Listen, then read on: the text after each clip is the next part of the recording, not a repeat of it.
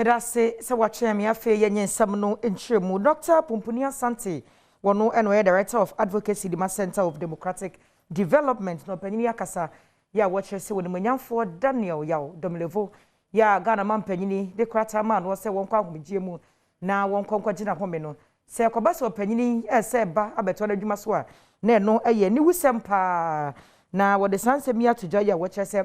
timidie ya na krofo bi ye nam so ma wode ma opanyini ekwa ahomgiem na be ya ka panyini ye nto na ahomgie so na so wo se ba na obe ye dia na eye ni wusem a enkoyi. Another clear indication that the Audit Service Board led by its chairman wants to continue this very shameful behavior. It seems like the only job the Audit Service is doing is to stop the Auditor General from working. And I don't, they seem to have a lot of time to do this. So it's very disappointing. I mean, we know that the Auditor General will retire in June anyway, so maybe another 3 months. So this whole matter coming at this time, obviously, for me, it's just ridiculous. And it just adds to the fuss around this whole issue. But after we've already said, this is not a matter just about the Auditor General. It's a much bigger issue. It's a constitutional issue. It's a big governance issue. So we'll wade through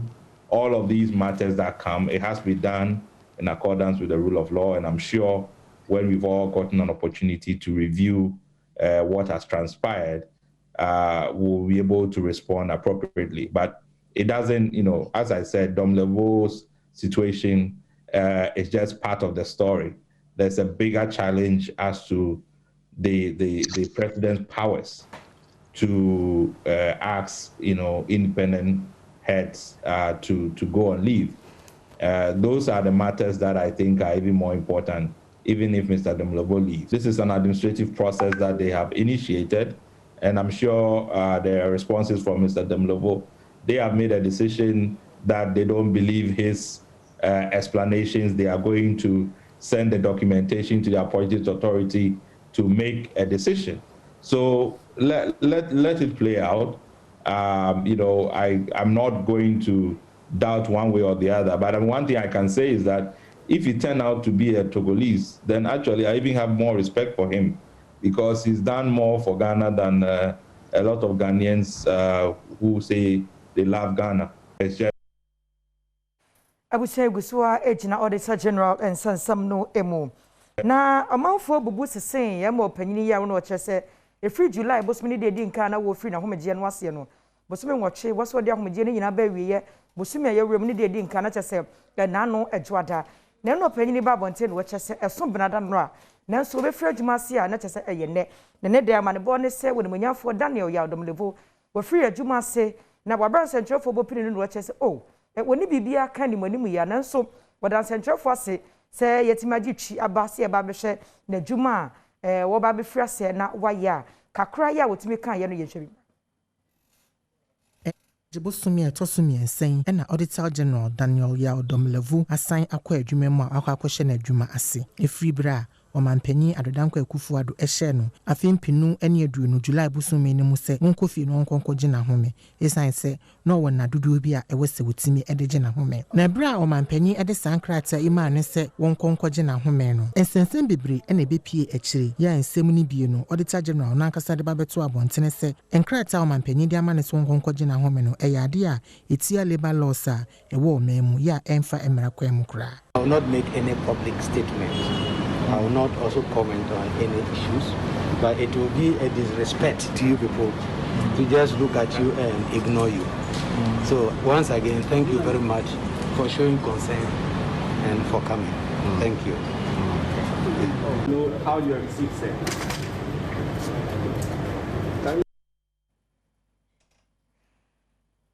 The address no Adom trotro and ye Simontain na ye busasa nye bia no live ya Ghana man panyini hyese opanyini wonko no ebema se obi ya banya dwuma na so pese otu kata asase a ebema akukudura wode ye no ebekofo mu ana na yenua be madam te tobia ene timemufuo edi nkomo te so mame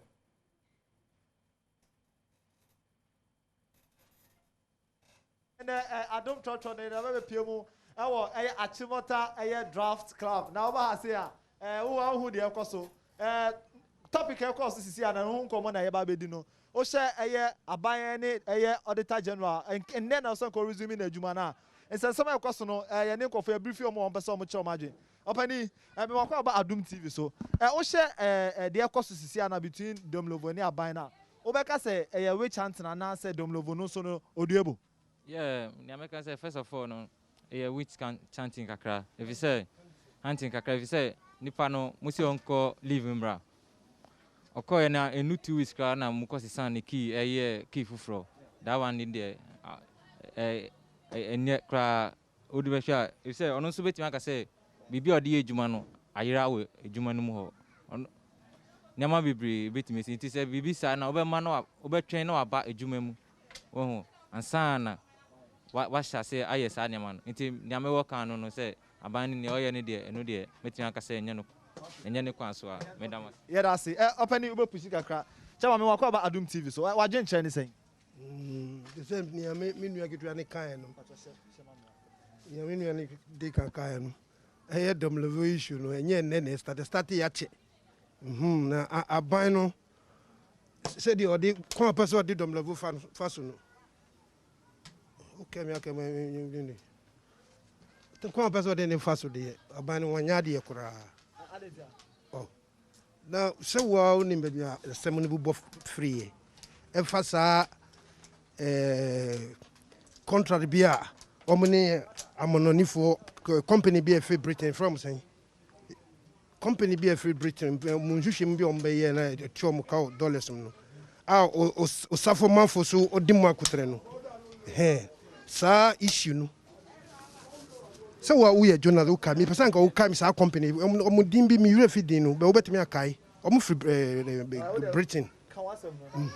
sa company no issue na di we nyina bai nhwehwemu a Domlovo no hu say kwan mo fa so de award sa contract enye ne kwan so ene na okokan na ne aban ne etwen do no person o yi ni free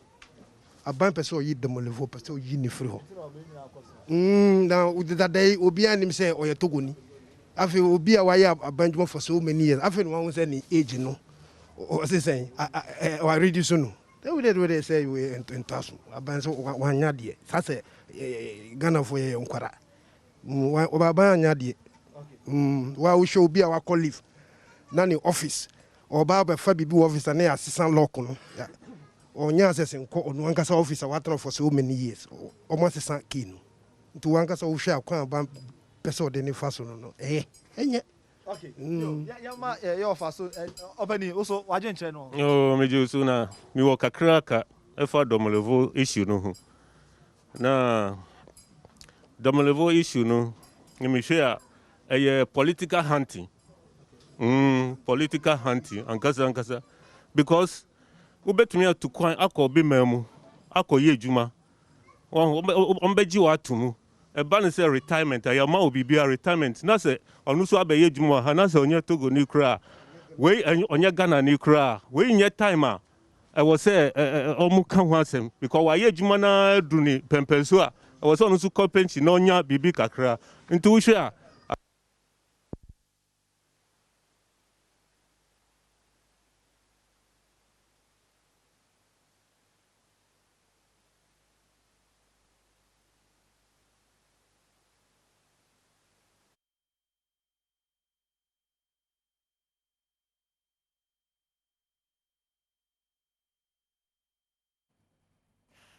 ya de Adom church no ebesi na yenkonsem fufuro emu anakrata bi efra judgefo ne lawyer for wonum akache ebai ya na sense ntwefo a wo church nsem a de otan hye Ghana fo komemu no wo bi da site na ne wakwa akotwe wankotwe amfi wonum ahwe ya de a eni ne bayi wono nam so amanse ntwefo mu mpanimfo so sore no mse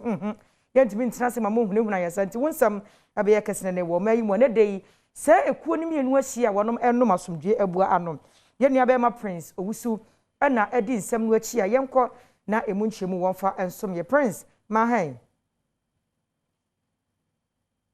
that the ownership structure of the Ghanaian media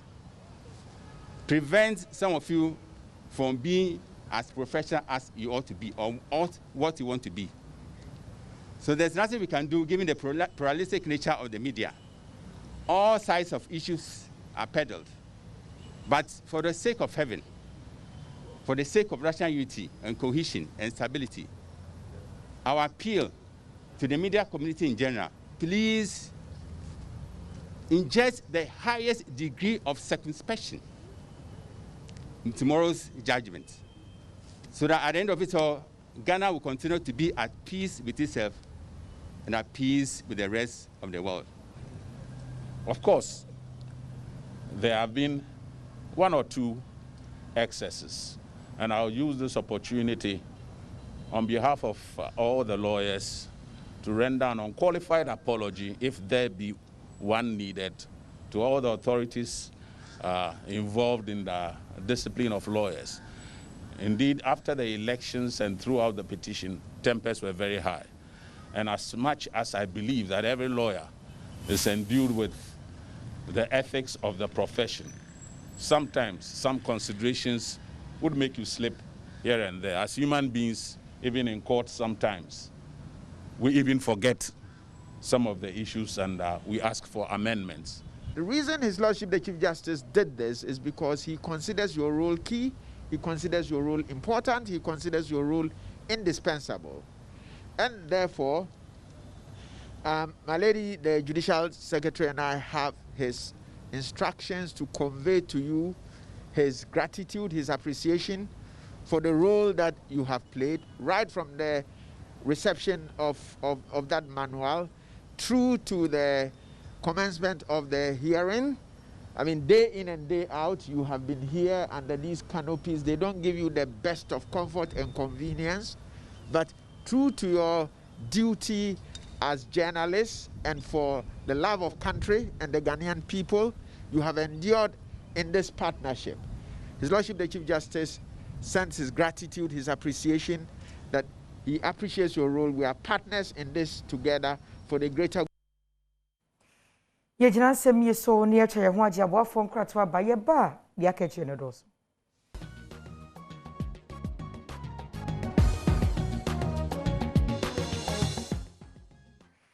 Meda se mo akwaba se watchen me afi yentwan semno eso. About what she meant to me once a copy of Supreme Court na jebo Yakopon Adom watchna and I'm penny for betna see na semono wapeni puma sibre. Then ye a judge form akuma conson and a one a betna see. Na baby a one watching would have Bruno, the chat to a crown one more bua semono Yakopon Yadomo, watchna Ghana phobia tewa so share baby and Susan the body who befa. Na Adom TV ya boy and watching nti. And none were mushia moody chat to a crown. Yen share said the one more Assembly Court Supreme Court, and the one way to charge one honor, a home come to change as a core evident. Heeding the promptings of conscience, as he put it, heeding fidelity to the judicial oath, he found it appropriate to reverse a decision of the ordinary bench. May each of your lordships decide in accordance with your conscience and your judicial oath. Ultimately, and even more profoundly, it is for the chairperson of the first respondent to come forward to testify as she indicated on oath she would do. I conclude with prophetic words that were spoken centuries ago. For they sow the wind, and they shall reap the whirlwind. These are the words of the prophet Hosea, to be found in Hosea chapter 8, verse 7. He that has an ear, let him hear. Of that, the submissions that were, for example, dealt with on the 18th have been brought in. For example, section 26 of the Evidence Act was dealt with. That's the point I seek to make by referring to this submission.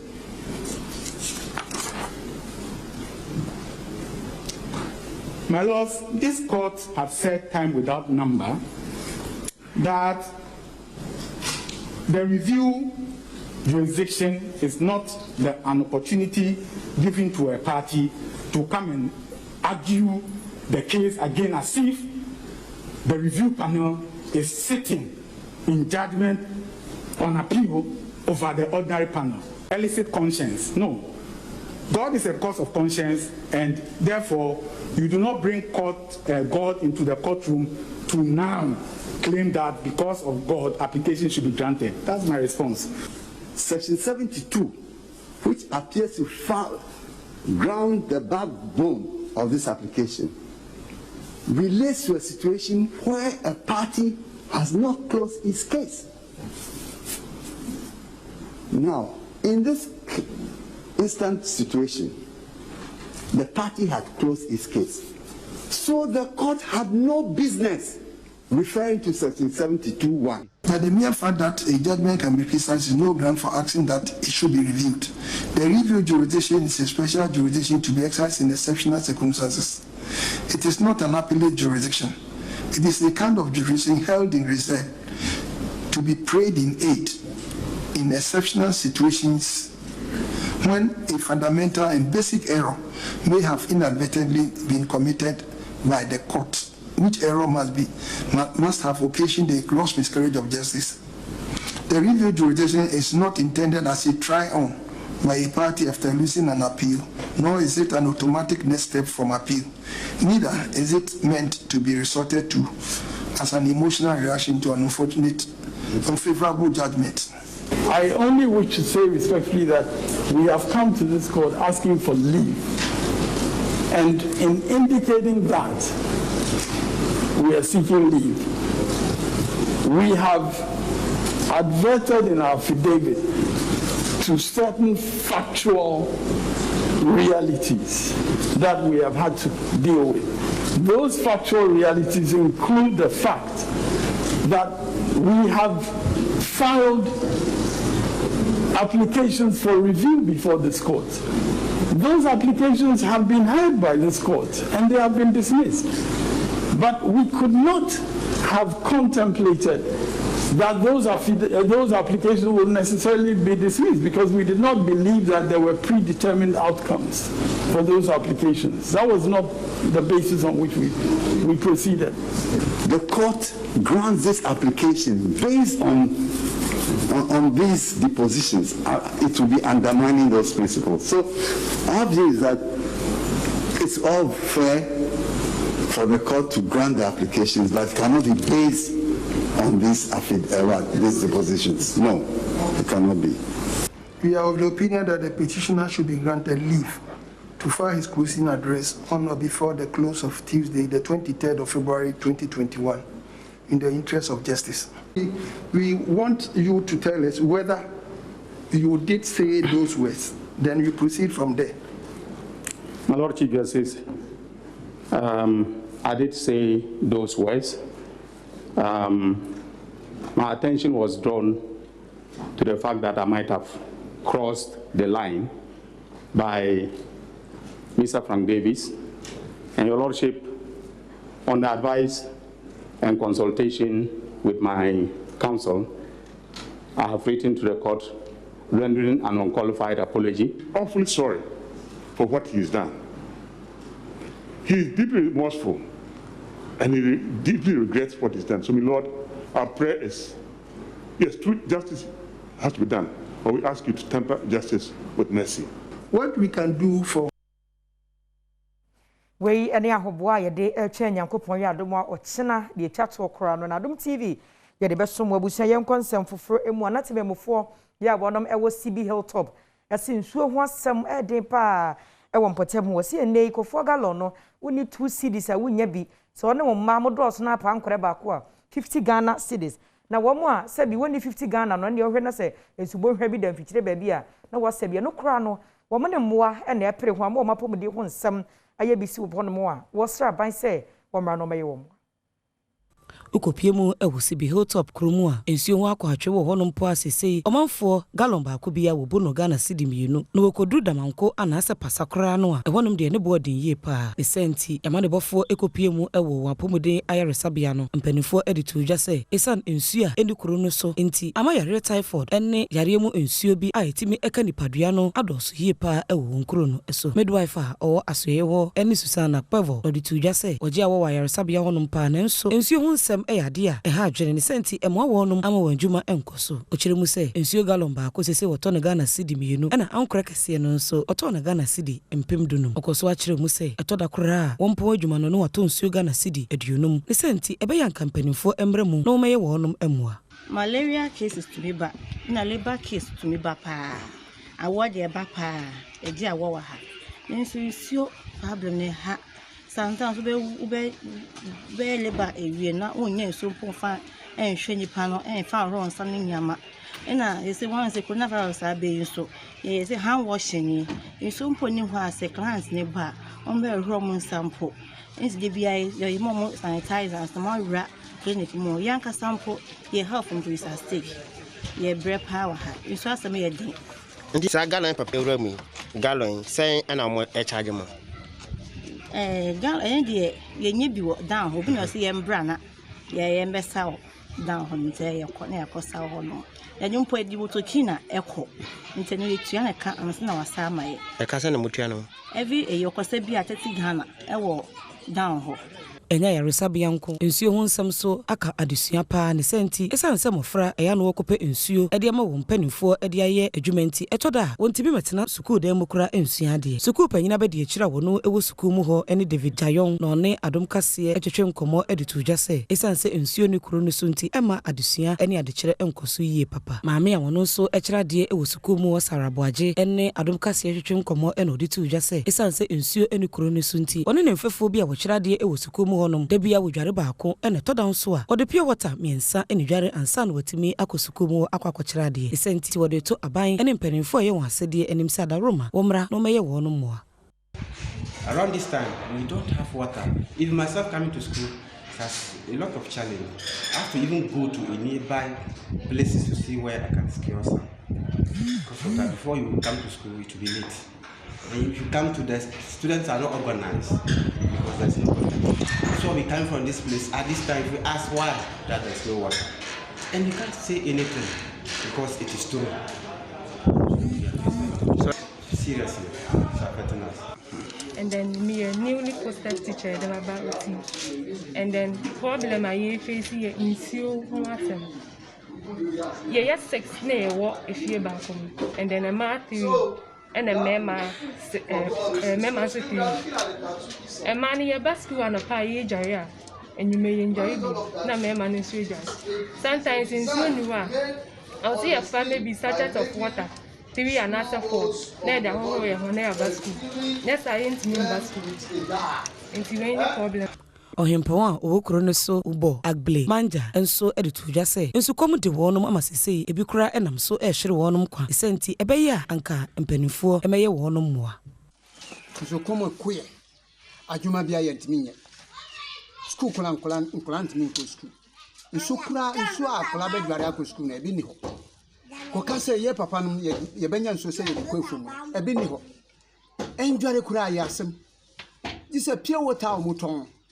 pure water no na ye nso bi a ye numu okrum ha ji say damp ye yankasa ya bomoni atu damp no akrosi nso nimu ye ya bre ya fra ben say won bebo aye na ye ntu ho na ye nya nsuo no ya fra obi mboaye na ye wo bre mu papa se mehwemu a na ye meka ne se misre na akofado oni na ban eni ni mpanifuo omu ya nukuro omu kura aban no kuti omu mepa oncho se meni me nkuromfo ye wu ha ye bre wa ha obra ye bre ha no enya bre kitwa se ye bre nyina enha ye se nsuo no nti mepa omu chew mekuta dweso epa oncho se omu bomondi na omeboaye na ye nya nsuo ewo sibe ha na ye num me nkuromfo mini pa ye wo kurom ha no ya jatum na ye pini so ye krado agina ho se ye nyo obi na obebo aye ewo nso fama ye beboa pa. Wonsem we nyina mu no assembly member wo kro no so Abraham Tabante ene omanfo bi enso ene Adom Kasee twetwe nkomo e de nsema hudo bi etudwa. Mr. Pan say me to aban any NGOs nyina media nyina nim say so bi betie yen na wate yen so frɛ na wakaya mo a ye de ye pum abie esansa nsu asam ewo CB SAF electoral area hanum ayedin papa emanu dudu anantifi hako Otiriva mo aye baton number 2 anakran number 2 dudu anso afi ha nanti kokpasa edi jalikan sese kura jalikan ba ko sani pa ba sa nsu jalikan no a e from the 4 gallon ba ku eye 2 cedi ebinum ji 1 cedi 50 pesos.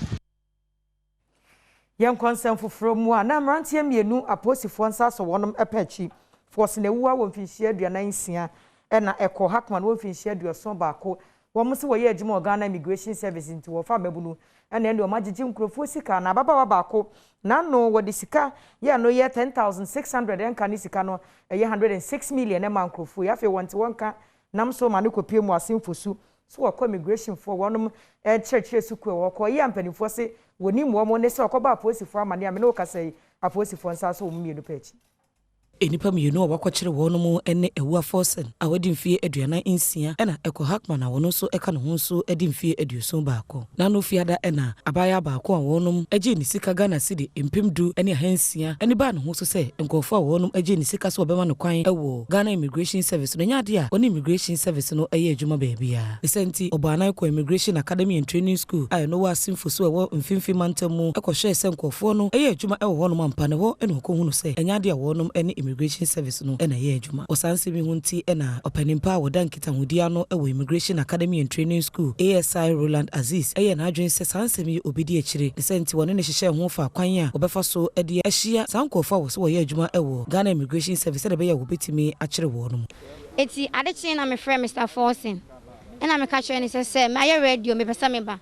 ona o se mi si oyuni ba mi si wana me frɛ no se da me mra kaso a mi du kaso so se me mra ka Middle account member community 8. We be doing a peke me ko hotel. It's hotel one. And o car say me catch and some braba could be o person or joining. And o see and send me brasika man. And I me brana catch and say onim ni dia on send this canema. E kan is any pan or office ani bi oba opretene say or ya me bra. It's an send this canema man that day. The next day no. And o ba so ba scan and officers ne grab na ye din ba. Eno echi ena opanyimpa wo no so ehwe nkitanwodi hu nsem so edema Ghana Immigration Service no ewo Tema region DSI Mercy Budu enso ene Adom Kasee twetwe nkomo efa kwan ya wo fa so eche nkofo no ena no kosiada Saturday no ena minya call free Roland Aziz oye ASI oye PR for asimfosu Immigration Academy and Training School ho there the nkofo a wo recruitment scam mi we nya bi Inti we trace na they able to Tema. Inti me from me operations department na wa hanum dey na won ye follow up na yan kwan kitchen anya da ma obogwan. Inti me so me je na ye e na me friend ye no operations department no e na me briefing one. Inti wo ma wo call grounds honum after some when kakra bi no we were able to apprehend the man. Na ye chen na ye on na accomplice ye chen one na ye one ba office no. Head of Operations ewo Tema ACI James Hayford Boadi no so de kokobo ema wono mu a edi sa adwuma ne se wonyai esanse sesei wani abiriye pa obibia wo bekere no no obema emra no ene ne di de ba ko am se me pese me kan che general public ne se asimfo su anase Ghana Immigration Service say recruitment yan sublet your recruitment process no emma private agents anase emma civilians no say be fani pa Ghana Immigration Service through the Ministry of Interior and a recruitment. Yam subleti and answer yam fama private or even uniform persons, be as whether military or police or any no, not even immigration officers and a year recruitment. No, the service on its own and a year recruitment. And the idea about general progress so be back at the meet me the over immigration more. Me pamucho and yanokre a scam. Ne kwakra ena ACI James Hayford Boadi edi aseda kase ema adwumayefo wono ewo Ghana Immigration Service a wo boaye emotimi kwakire sa nipa Yam concern fufuro emu a na wonu mu asiesie ka ehye mu aban ma wo mu asase wo asisi mpotemo honom na mpanifo bi hye wo ho age asase no afi wonu mu nsam nam so mo yensentrofo nhye mu na sansentrofo nhye mu no ase ena titire na edima National Association of Garages wo nyamfo kodwo musu ama Ghana aban na wo twese wo mram na asase no sampase wo de ma wo mo megema wo mo se wo je afi won nsam so mo hu sabe ye bese se wo nkuku no nkaka na asem wo ka kire aban no waka kire ade anaso mu didade mo SCC a mo ton ade na mo yedade mo djuma fitafo na mechanic fo na nei omabo ko jan ko ni nyina ne se omo chese senate fo na geza fo ton mo nsase di nsase a jeje time yede ma omo no nei omo ton nsase ni nyina di ama baby ajana wo omo ton di ama chana fo na Lebanese fo ne na omabo ko jan chese omo ma aban na otwe ba ko 7 days ultimatum se aban anhwe na wan kan masem bia mo de a ane na de na omo ton omo na de betie sikrom na afi omo so age omo ensase ye ne chairman a ono na da association no kojo wusu ageman atwetwe nkomo sei ana de tuja no meka yasem maye because ye betena ha na small boys ebi ba ye omunya 8 years enso edan kase omo tisi ene cars omo de dam ha ne ye kura ya tena 20 years no kura no ye ntimi enya sade no enti se ye betena no matonton sase ne torrent no de ye ntie nne enti o kina sabana mamu a ana ya kan ye no mbechiawe eno ano no de se ye frase sia ye corporate presidency ye be co senate office ye be co lance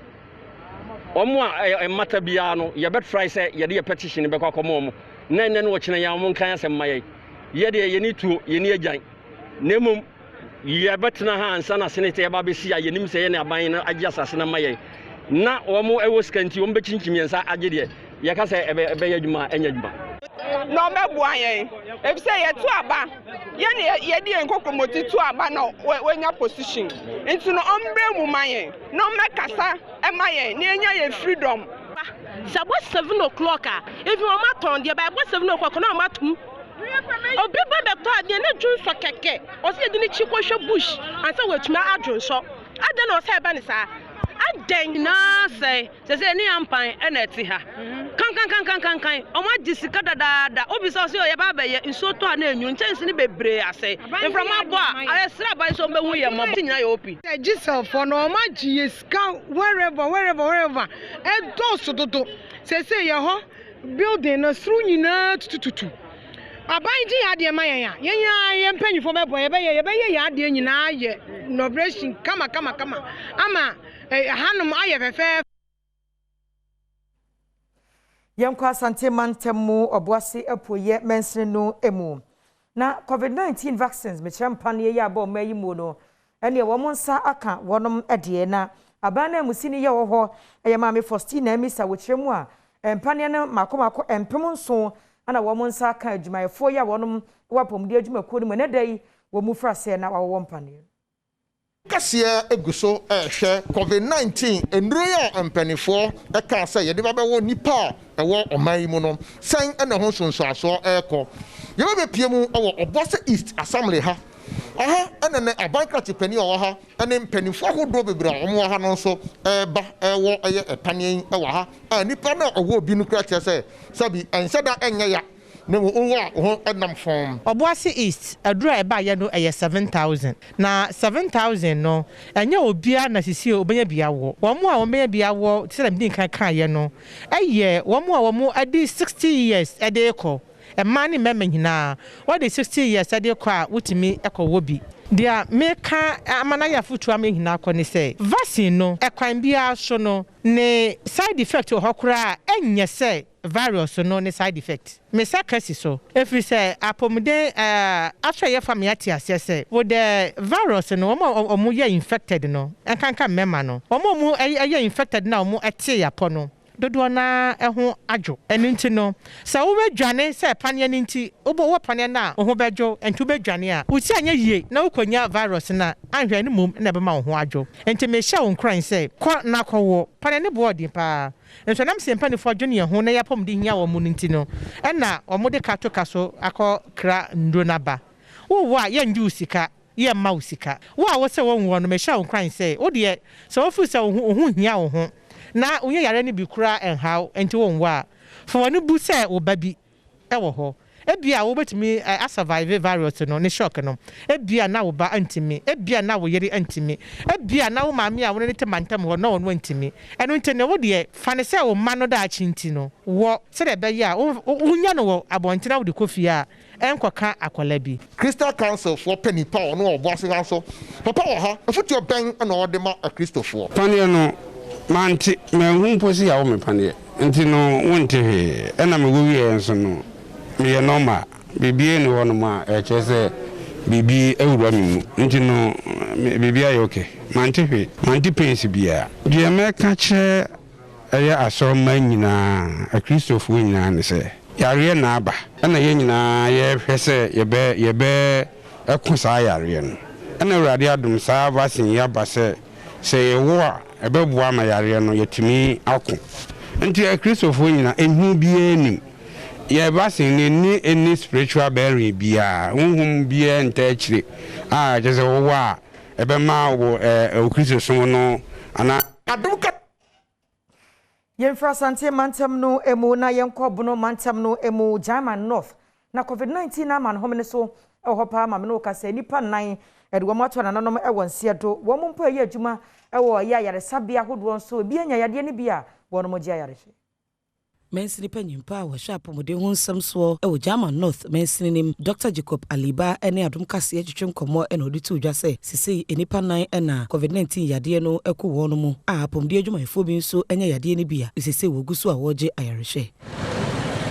enwachi eno manfo bi owo German North enso Audit udwa se sisi yade no eko manfo nti ama wosoro bi ehye wono mu a wope kwan bi abo won ho ban ede afri yade no me ho dwime pa ana asem no nso na ye mpo ye nimpo se ayare no mpo ho no se bia ye pastor yare no wo ho ampa enti ye ti se obi ewu wo sampa high say no e ma me dia in fact me ho dwiri me pa enti me ye madwen se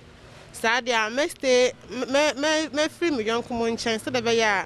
me ne omu emben se de be ya me nyere no bia fe so me san bo me ho ban with nose mask o me pa cho me ti e de ebo me ho kakra ifri se sampa ha de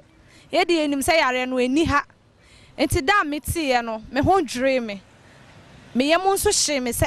na sampa ha ye tipa yare na wo ha enti ne me de meka akira amanfo ane se obia mpo ne ho ban se ne be yare no omu ka no yenim eye mframo eye dan yo yenim enti obiara embo ne ho moden wona ma sha nose mask twe ho free nipa bebre mu ade enti na me hye me de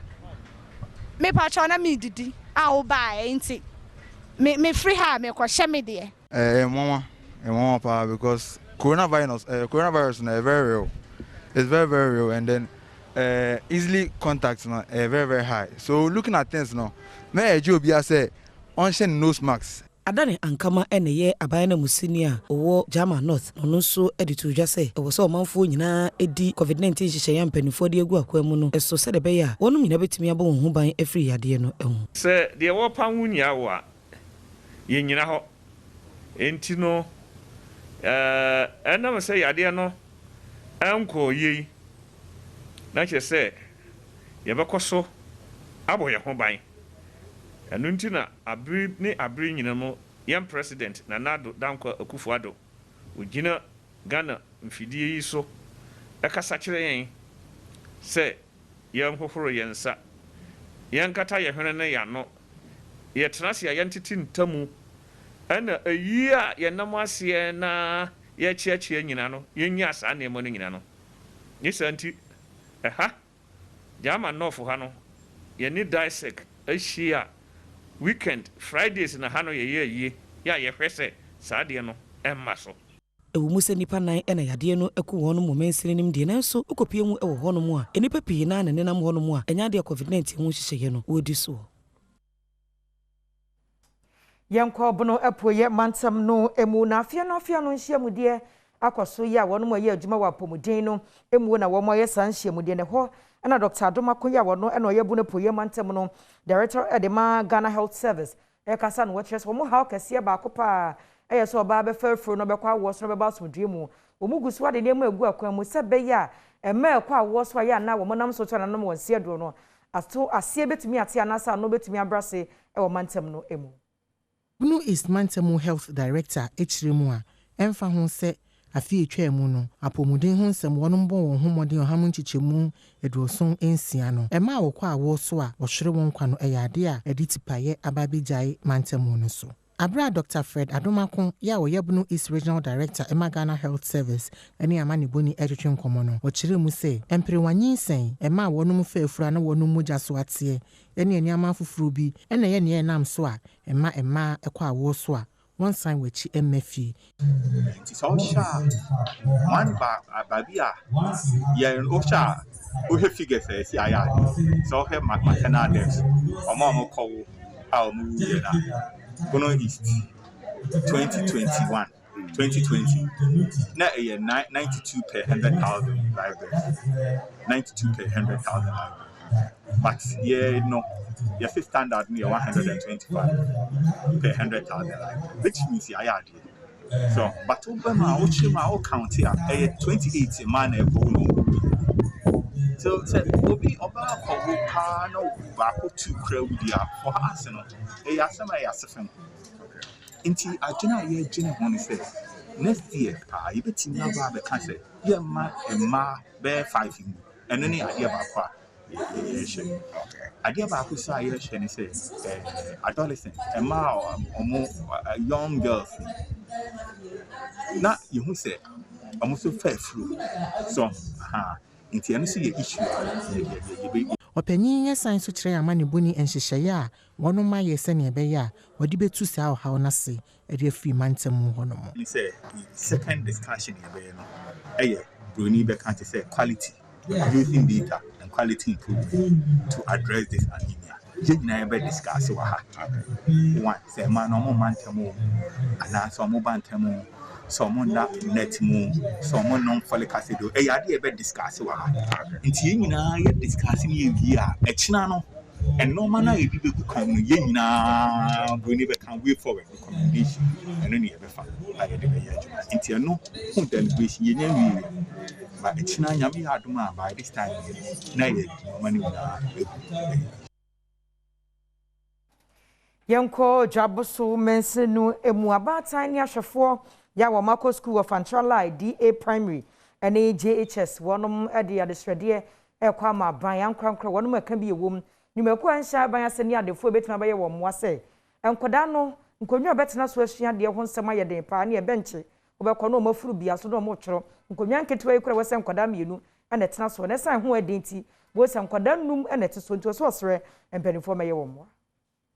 Adesuafo a wono mewo Fantraline DA Primary ene Junior High School edeto yamane boni enimu se wono ko school mu a esan enkunya eni tables a eni hono mo nentino bench ena wono motena so edesua de a ede ohaw ababejai wono adesua ne so ne bra yamane boni ene awofo binom etwetwe nkomo no wono ede adesrede to aban ene adwumakuya hodo nyina enimu se wonfa enkunya eni tables emedom adesuafo esene de ya wono betimi asua de na aboa amadachi bi no ababe empanyinipa ede abeboa wo men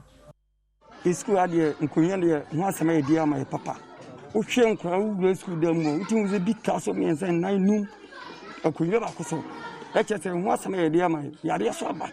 di se ne ye hu de nti aba ne ye hemwa awo Fantalai e so wo be boy nkunya ne school da no so futro nkwa ya man be ba school de biara besi beniama entade nyina tete de biara bebesi basox nyina de biara mfotro nkwa gidan ti asra ba so ombe boaye nkonyanse mafre be ni bi niani ya twetwa ya di do ma twetwa so ani mafre beti so abetwere nkola na ye fo so mo se ombre school na enam futuro ninti omo be school da mienu 2 days a okwa oyare odi no ko doctor ka bibiri oba wende a oyare ontimi mbe school bi Enam so Amadwaboso District Forestry Commission ede tables eni nkunya oha akwakodom mensini no se wonfa moa schools ahodo a ewo mensini nim honom a wonum ehia nkunya Mark Edu Jemfi eneye District Forestry Commission Manager schools ni bebiro ha omuni nkunya obekona school for kwala ibia kunya ba akene ni pa be for na we dineto achia ka efa kakra na we dineto achia efa kakra na emma adisua enkoso nti me yese press commission o say we be fa ho nti ye off cast and I say pieces bi a timberfoɔ ɛyɛ adwuma agya wɔ kwaeɛ no mu no hyɛ aseɛ boaboa no ɛhwɛ kwan a mɛfa so a mɛtumi de ayɛ nkonnwa ama school nkwadaa yi na mbɛhu education director no ɔkyerɛ sɛ dwabo so nko ara no ɔmo hia nkonnwa mako 3,600 na kyerɛ sɛ nkwadaa no bebree wɔ hɔ a ɔmo ni nkonnwa tena so. Yan konsem fufuro mu ano obaatan ya aposifoɔ kɔkyi ne kunu kwaku buaten na aposifoɔ susu sɛ wɔne ne yere ne mma mienu baako wɔne na wo amakumo wɔ mu mfinhyia dumiɛnsa so wɔsa ne nyemo no Adom Kasee beto yepono so ne ne fabo yebo sresra dɔfo ma dɔfo keka wɔn sase amene wo Kasee ya mane boni kofie agina mu anya sika kakra kɔ han dan ne chembe ho nya agro TV bonchen fridge sim asiesie dan mu kama de amasa obaatan ya yenhwɛ sɛdeɛ ebunsɛmtie na Adom TV ni Adom FM yɛde yɛ maame Gladys Komsin ɛhaw ɛbɛto dwa ɛmurukra no no ani ku afa ne mamienu ɛne ɔmanyam ne baako awo ebewi akyɛ no adɔfo boae amen second sika not less than 12,000 Ghana cedis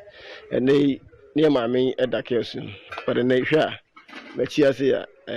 chamber ho self contain ɛne ne yankopɔn ya Adom ama Adom father Roma yetimi ɛde ya maame ne ma abetia ase uwura dan ma empa wo mu mattress ansa na mo student mattress omo fridge TV yes ade bi ama dem eya kono no ebi wa ha highlight ha ceiling fans so dan no mienu nyina chembe ho nyina wo ya ne wa me twetwe nkomoto ne mu sanse sai no sigi asenfa ma me ya mo ha mo akwa ba ba Adom TV so enua ene ise na ho si afa e ho ato he ye ni je ye ahohoa se mini me nso menya ba bi mini me mba edi edi ato enti me mpa ya me bo ani se obi oyi sika bia de bo ame no nyame nhira no no nhya nanan emfo ene Adom TV ene etiefo nyina se nyame nhira mo no ye mo Kasee bebi amu yi sika fi ye de bo ame e ma menya adan de mu first na kiosk na me wom se na nyame adom menya TV enya dan enya fridge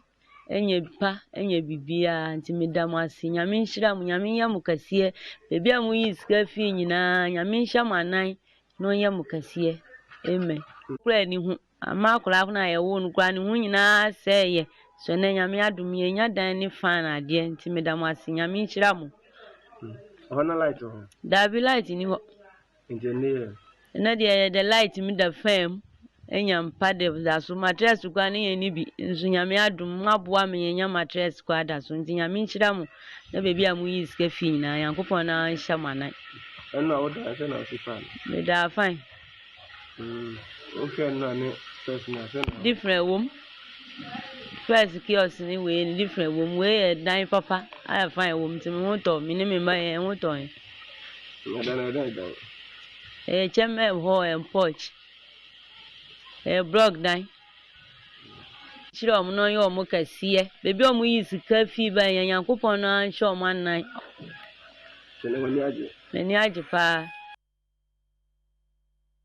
yankwa ngomasuya mu ensemu ana de suafo bodom ekotro bi si sohwe ye braso se wo konto aso suku no me ne wo Kasee enkoda be ye empem aduasian krono 69000 ana wo mo ankasa timi akotena cafe aye ye wono mo nhyehyɛ ya wono anya suku a wo ba be konkoda na wo so di sa adwuma ni nyina no na 151,000 nei emu 69000 atimi aye wo mo self placement na mpanim for the nsɛm atudwa ya wo kyerɛ sɛ sɛdeɛ no susu sɛ nneɛma mbesi aya mmerɛ no saa pɛpɛpɛ ɛna ɛkɔ ama sɛ adusuafo the network Azam continue to access the network. This year, no systems are put in place. No, so far you get reports the asset continue to access the network. Secondly, so no, last year, now would be for your self placement now. Now for whatever reason, no more person wants to someone, no one to use the sound because that system no. And yes, I need designing. You take go for feedback this year. It means the sound as many times as you want. It is so far now, here from here and here. The limit challenge it's just that here now go for free. Almost you will be a school the fire and my first choice, my second choice, and I'm school and the midday choice. I don't know your issues are. I would expect say any department money. Abusua Adom TV ye dwumadie ye boabo ankwada no na ma ehintade wo mumu talent omukuta no etumi aba abonten aye nstroma na me ne wo kasa yi ene Kwasi adayi a ni season de atoso me ensa no ba wieye na sade ankwada no si ye wo mo niema no ye nhwe bi mra.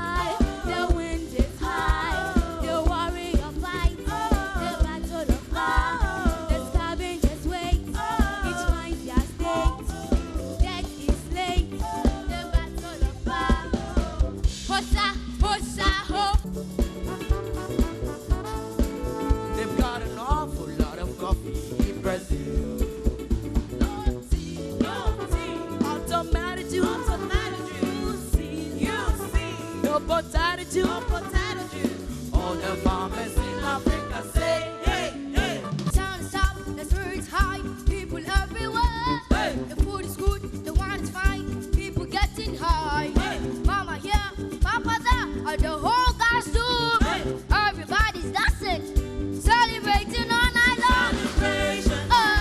jubilation, we come together.